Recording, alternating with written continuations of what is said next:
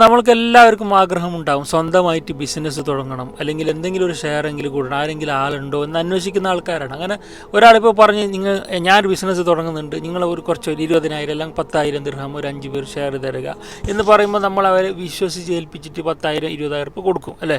അങ്ങനെ ഒരുപാട് ആൾക്കാർ കൊടുത്തിട്ട് പെട്ട ആൾക്കാരുണ്ട്. അപ്പോൾ നാട്ടിലാണ് കൂടുതൽ തട്ടിപ്പ്. ഇങ്ങനെ ഞാനിപ്പോൾ ബിസിനസ് തുടങ്ങുന്നുണ്ട് എന്ന് പറഞ്ഞിട്ട് അയാൾ ഒരു ഷെയർ ഉണ്ടാവില്ല, 5 പേരുടെ ഷെയർ അയാൾ എടുത്തിട്ട് ബിസിനസ്സിൽ ലാഭം ഉണ്ടാക്കും. ബിസിനസ്സിൽ ലാഭം ഉണ്ടാക്കിയപ്പോൾ ഇയാൾക്ക് മാസം അതിൻ്റെ ഒരു അംശം കൊടുക്കണ്ടേ, അത് കൊടുക്കില്ല.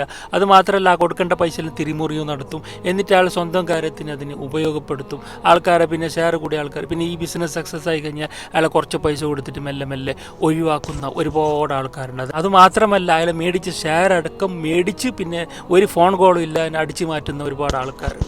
ഇത്ര ആൾക്കാരോട് പറയാനുള്ളത്, നിങ്ങളൊരു മുസ്ലിം ആണെങ്കിൽ, അള്ളാഹുവിൽ വിശ്വസിക്കുന്ന ഒരാളാണെങ്കിൽ, നിങ്ങൾ കഴിക്കുന്നത് മുഴുവനും ഹറാമാണ്, നിങ്ങളുടെ ഭക്ഷണം മുഴുവനും ഹറാമാണ്. ഒരാളുടെ കണ്ണീർ, ഒരാളിൽ 5 പേരുണ്ടെങ്കിൽ 5 പേരുടെ കണ്ണീരാണ്. ഹക്കും ബാത്തിലും ഇല്ലാതെ നിങ്ങൾ ഒരിക്കലും ബിസിനസ് തുടങ്ങാൻ പാടില്ല.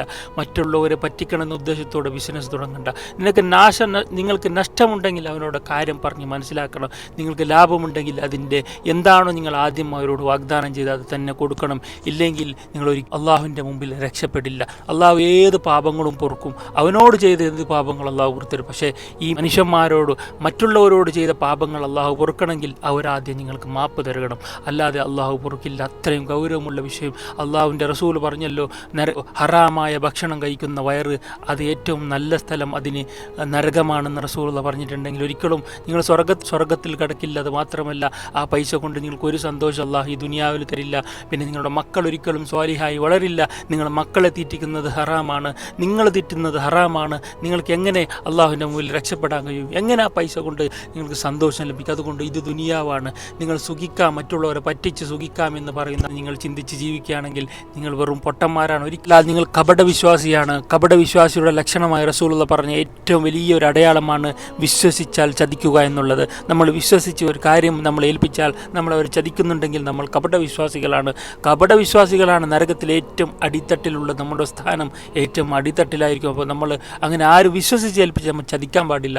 നമ്മളെ വിശ്വാസത്തിലല്ല അവർ ചോര നീരാക്കി പൈസ നമുക്ക് തരുന്നത്. എന്നിട്ട് നമ്മൾ ചതിച്ചാൽ അവർക്ക് എങ്ങനെ അത് സഹിക്കാൻ കഴിയും? അവരുടെ ശാപം നമുക്കുണ്ടാവില്ല, അവരുടെ കണ്ണീർ അത് അള്ളാഹു കാണാതിരിക്കുമോ? അതുകൊണ്ട് അങ്ങനെ ഒരിക്കലും ചെയ്യരുതിന്. അങ്ങനെ ചെയ്തു പോയിട്ടുണ്ടെങ്കിൽ അവരോട് മാപ്പ് ചോദിക്കുക, നിങ്ങളുടെ സിറ്റുവേഷൻ അവരോട് പറഞ്ഞ് വിവരിച്ചു കൊടുക്കുക.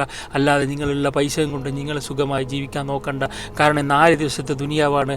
ഇവിടെ കുറച്ച് സുഖിക്കണമെന്ന് പറഞ്ഞിട്ട് മറ്റുള്ളവരെ പറ്റിച്ച് വെറും പൊട്ടത്തരല്ല നമ്മൾ ചെയ്യുന്നത്. നാളെ കബർ പോയി കിടക്കണ്ടേ? നമ്മൾ കാണുന്നില്ല 45-35 വയസ്സുള്ള ആൾക്കാരെല്ലാം കൊഴിഞ്ഞു വീണ് മരിക്കുന്നത്. എന്ത് പൈസ ഉണ്ടെങ്കിലും നമുക്ക് അള്ളാഹുവിൻ്റെ മുമ്പിൽ രക്ഷപ്പെടണോ?